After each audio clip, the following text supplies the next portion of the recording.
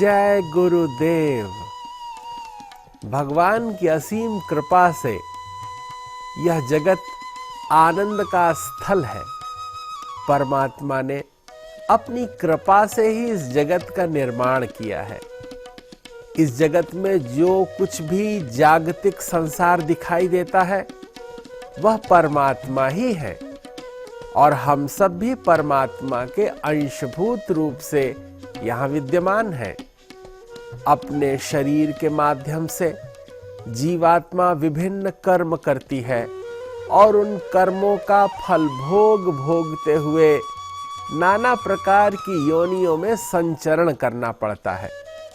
इस संसरणशील संसार में अगर मुक्ति की कामना है तो परमात्मा की ही शरण लेकर के हम मुक्ति को प्राप्त कर सकते हैं। भगवान ने इसके लिए सुगम साधन बताया है।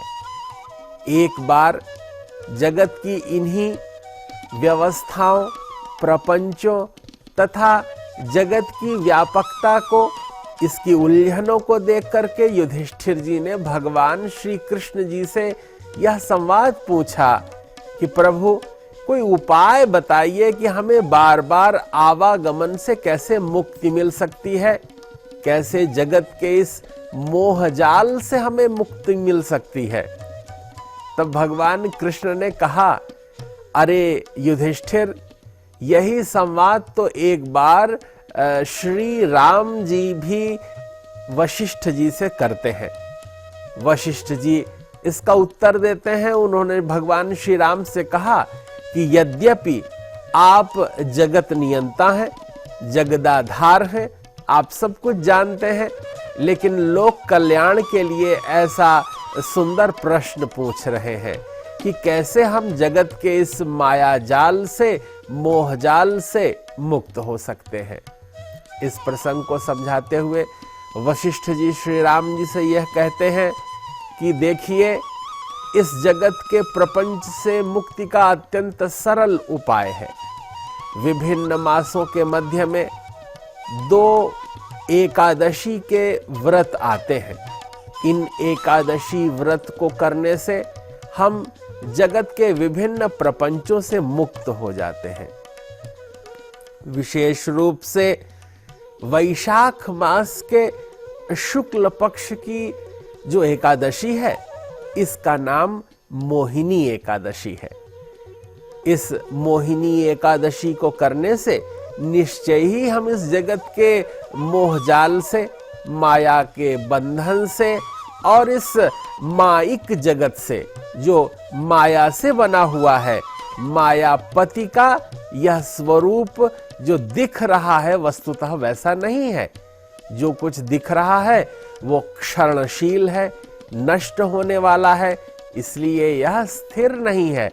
और जो स्थिर नहीं है वो शाश्वत आनंद, शाश्वत तृप्ति और शाश्वत मुक्ति कैसे दे सकता है। शाश्वत मुक्ति तो परमात्मा की कृपा से ही प्राप्त होगी। इसलिए इस वैशाख मास के शुक्ल पक्ष की मोहिनी एकादशी का व्रत करने से जातक निश्चय ही पाप मुक्त हो जाएगा, परमात्मा से युक्त हो जाएगा और जगत की इस संसरणशील प्रक्रिया से मुक्त होकर परम सत्ता का ही अंश बन जाएगा। एक बार की बात है, यह बहुत ही सुंदर संसार है। इसमें एक बड़ी सुंदर नदी बहती है जिसका नाम सरस्वती नदी है। उसके किनारे बहुत सुंदर हैं, बड़े पशु पक्षी जीव जंतुओं से युक्त सरस्वती नदी, जिसका पावन नीर पीते ही विद्या, वैदुष्य और विचार प्रकट होने लगता है, इस धरा पर, इस भारतवर्ष की भूमि में बहती है। ऐसी पवित्र रमणीय नदी के तट पर ही भद्रावती नाम का सुंदर नगर है। जैसा कि नाम से ही प्रकट होता है, भद्र अर्थात श्रेष्ठ, वह श्रेष्ठता प्रदान कर देने वाली नगरी भद्रावती नगरी सरस्वती नदी के तट पर अपने ऊंचे कंगूरों, अपने सुंदर पद विन्यास, अपने सुंदर भवनों के विभिन्न खंडों तलों तक सुंदर व्यापक भवनों की श्रृंखला के कारण अत्यंत महनीय था। उस नगर को देखने के लिए ही बहुत दूर दूर से लोग आते थे और वहां पर चंद्रवंशीय राजा धृतिमान, अर्थात जिसके नाम का अर्थ है बुद्धिमान, वो धृति युक्त थे, उनका नाम धृतिमान था। ऐसे चंद्रवंशीय राजा धृतिमान सरस्वती नदी के तट पर भद्रावती नामक नगरी के राजा थे, जो अत्यंत प्रशंसित थे। वे सत्य प्रतिज्ञ थे।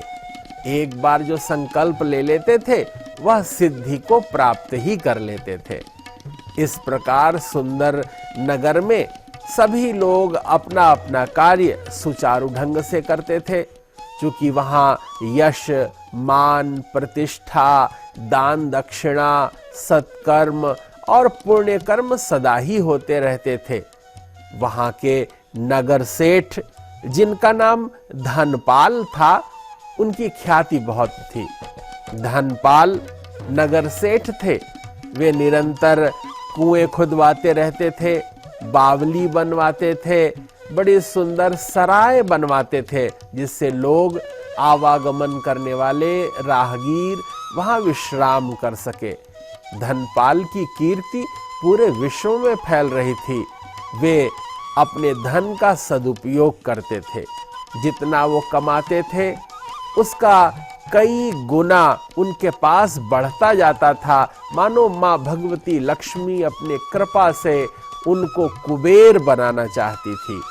वे बहुत दान धर्म करते थे, इससे कीर्ति भी बढ़ रही थी, और कीर्ति जब बढ़ती है तो धन भी बढ़ता है।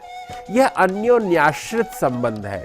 जब हम धन को संचय करने के बारे में सोचते हैं तो कीर्ति भी रुक जाती है, लेकिन धन जब हम अपार रूप से प्राप्त होने के बाद व्यय करने का सोचने लगते हैं, और धन जैसे जैसे व्यय करते हैं कीर्ति वैसे वैसे बढ़ती है।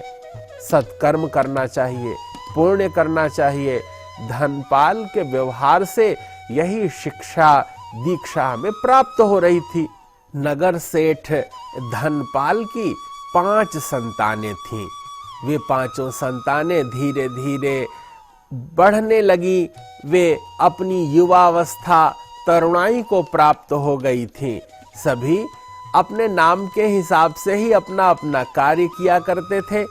उनके प्रथम पुत्र का नाम सुमना था। उसका मन बहुत सुंदर था। वह सत्कर्मशील था, विचारवान था। करुणा उसके हृदय में स्थायी निवास करती थी। उसका हृदय निर्मल, निश्चल, पवित्र और शांत चित्त था। जैसा उसका नाम सुमना था, उसका मन बहुत सुंदर था। वहीं धनपाल के दूसरे पुत्र का नाम द्युतिमान था। द्युतिमान अपने नाम के अनुरूप बहुत प्रकाश उससे मानो फैलता था। द्युति माने चमक, आभा, ओज, तेज का विस्तार होता था। अपने नाम के ही अनुरूप वो द्युतिमान था, कांतिमान था। जहां जाता था यश का ही वर्धन करता था, ज्ञान का वर्धन करता था। उसका भी यश बहुत था। वहीं धनपाल के तीसरी संतान का नाम मेधावी था। वो बहुत विद्वान था। नाम का प्रभाव पड़ता है। मेधा अर्थात जो तीक्ष्ण बुद्धि है वह उसकी बहुत प्रभावी थी। उसको शीघ्रता से ही सारे शास्त्र याद हो गए। वह वेद पुरुष के रूप में ख्यात हो गया था। चारों ओर ज्ञान का प्रकाश फैला रहा था। वहीं धनपाल का चौथा पुत्र, जिसका नाम सुकृत था, वो सदैव ही सत्कर्मशील था। वह जो भी कार्य करता था उससे पुण्यवर्धन होता था। यश कीर्ति बढ़ रही थी। इस तरह धनपाल के ये चारों पुत्र अपने नाम के अनुरूप सत्कर्म कर रहे थे। वहीं जो सबसे छोटा 5वां पुत्र था, उसका नाम धृष्ट बुद्धि था। वह अपनी बुद्धि की धृष्टता के कारण अर्थात कुटिलता के कारण कुछ अपयश उत्पन्न कर रहा था। छोटी सी ही अवस्था में उसके नाम के अनुरूप ही उसका आचरण जैसे हो गया था, अथवा आचरण के अनुरूप ही उसका नाम रखा गया था। उसकी बुद्धि कुटिल थी, वह बहुत कुमार्गी था। कुमार्ग का प्रारंभ कुसंग से होता है। यदि किसी भी व्यक्ति का संग अच्छा होता है, सत्संग करता है, तो उसका पुण्यवर्धन होता है, यश होता है, सद्विवेक आता है। लेकिन अगर कुसंयोग से कुसंग हो जाए तो व्यक्ति अपकीर्ति को प्राप्त करता है, उसके माथे पर कलंक लगता है, और यह कारण केवल कुसंग से है। अगर हम श्रेष्ठ साथी अपने साथ रखें तो कभी हमें नीचा नहीं देखना पड़ेगा। हम कुटिल लोगों को, धूर्त लोगों को जब प्रश्रय देते हैं तो वो कहीं अभी लगता है कि हमारा ये हित कर रहे हैं, ये हमारे कार्य का साधन कर रहे हैं, हमारे लिए सुगमता उत्पन्न कर रहे हैं, लेकिन परिणाम में ये दुख ही देंगे। जो आज हमारे लिए दूसरे को धोखा दे रहे हैं, कल ये ही लोग दूसरे के लिए हमें धोखा देंगे। ये अपने लिए हमारा प्रयोग करेंगे। इसलिए एक सच्चा व्यक्ति सदैव अच्छा होता है और एक झूठा व्यक्ति सदैव कष्ट, कलुष और पीड़ा ही देता है। धृष्ट बुद्धि अपने नाम के अनुरूप ही जैसे जैसे बड़ा होता गया, उसकी प्रवृत्ति जुआ खेलने में हो गई। वो दिन रात धन को जुए में लगाता था। वह परदारागामी हो गया। इसके कारण अपयश फैलने लगा। वह वैश्यावृत्ति में इतना खो गया कि एक बार नगर के मध्य में ही कुछ युवतियों के साथ उनके कंधे पर हाथ रख करके विचरण करता हुआ मार्गों से निकला, जिसको देखकर सभी नगरवासी उसका उपहास करने लगे। धनपाल के बारे में भी प्रतिकूल बोलने लगे और इस भद्रावती नगरी में इसको कलंक के रूप में देखने लगे। यह समाचार जब धनपाल के पास पहुंचा और धनपाल से होते हुए धृतिमान नामक राजा के पास यह समाचार पहुंचा, तो सभी ने उसे राज्य से विमुख कर दिया। धृष्ट बुद्धि को राज्य से निकाल दिया गया। वह वन वन भटकने लगा, नगर नगर, डगर डगर। वह जब भटकने लगा तब उसके ऊपर भगवान ने करुणा करके उसे एक संत भगवान का सानिध्य दे दिया। संत के साथ 7 कदम चलते ही मैत्री हो जाती है, 7 बात संवाद करते ही स्नेह प्राप्त हो जाता है। और संत वे ही होते हैं जिनका हृदय विशाल होता है, जिनमें करुणा, दया, ममता होती है, जो निश्चलता पर रीझ जाते हैं, जो नितांत सरल होते हैं। ऐसे संत भगवान ने धृष्ट बुद्धि पर करुणा करके एक उपाय बताया कि यदि तुम सत्संग करो, गुरुजनों की सन्निधि में रहो, जाओ किन्हीं ऋषिवर के आश्रम में रहो और गुरुजनों का आदेश मांगो, तो शीघ्र ही तुम कलंक मुक्त हो सकते हो। संसार में ऐसी कोई क्रिया नहीं है जिसका प्रायश्चित न हो सके। व्यक्ति अगर यह ठान ले तो वह शीघ्र ही पाप कर्म छोड़ करके सत्कर्म करने लगेगा, और जब सत्कर्म करने लगेगा तो धीरे धीरे उसकी कीर्ति बढ़ने लगेगी। संत भगवान से उपदेष्टित होकर के धृष्ट बुद्धि वहां पर कौंडिन्य मुनि के आश्रम की ओर गया। कौंडिन्य मुनि को प्रणाम करके साष्टांग दंडवत करते हुए जब उसने अपने मन की बात कही, सब कुछ सच सच कह दिया कि इस शरीर द्वारा बड़े अपकर्म और पाप कर्म हुए हैं। तब कौंडिन्य मुनि ने इस धृष्ट बुद्धि की निश्चलता को देख करके, संपूर्ण समर्पण को देख करके और हृदय से सत्य उद्गार को सुन करके करुणा के वशीभूत हो गए। कौंडिन्य मुनि ने धृष्ट बुद्धि को उपदेश दिया कि अभी देखो, वैशाख मास के शुक्ल पक्ष की मोहिनी एकादशी आ रही है। यदि तुम दशमी के दिन बहुत ही शांत चित्त से रह करके अल्पाहार करो। रात्रि जागरण करते हुए प्रातःकाल प्रणाम करके भगवान का ध्यान करते हुए एकादशी का व्रत रहो। रात्रि जागरण से अपने मन को निर्मल बनाओ। अल्पाहार करते हुए, फलाहार करते हुए, दुग्धाहार करते हुए जब तुम जलपान करोगे तब निरंतर भगवत चिंतन में ही अपने मन को लगाए रखो। तुम अनिंदा, अक्रोध और अस्वाद पूर्वक, अवैर पूर्वक जब तुम एकादशी का व्रत करोगे, तुम्हारे मन से किसी के प्रति भी क्रोध का भाव निकल जाएगा। अपनी जिह्वा को स्वाद के लिए जिन षड रसों का चिंतन करते हो उनसे विमुख बनाओ। तुम क्रोध रहित होकर के यहां हमारे पास नीचे बैठ करके शास्त्र चिंतन करते हुए मोहिनी एकादशी का व्रत करो। निश्चय ही तुम इसके प्रभाव से भगवान की इस मायावी जगत की, इस माया के बंधन की उस सृष्टि से ऊपर उठकर भगवान के सत्य स्वरूप को पा जाओगे। इस जगत को तुम विस्मृत करके जगदीश्वर को पा जाओगे।